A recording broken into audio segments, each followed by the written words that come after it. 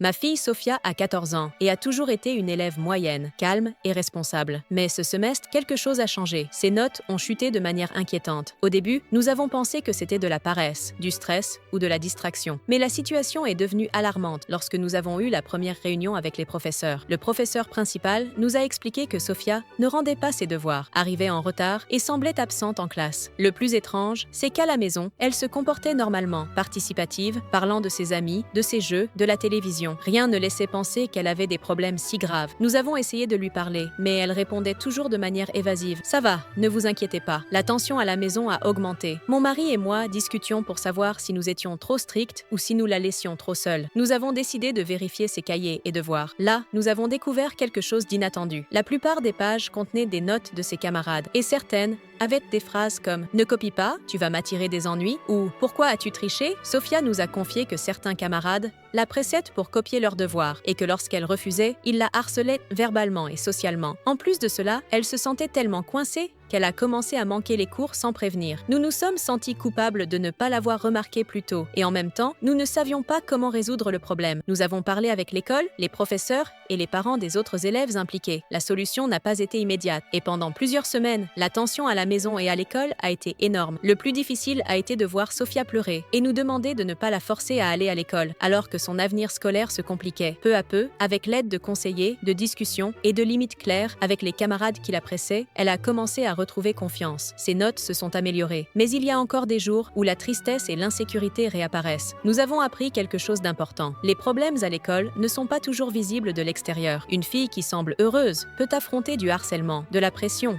et des décisions difficiles qui affectent toute la famille. Et parfois, ce qui ressemble à une mauvaise note n'est que la partie émergée d'un iceberg que personne n'imaginait.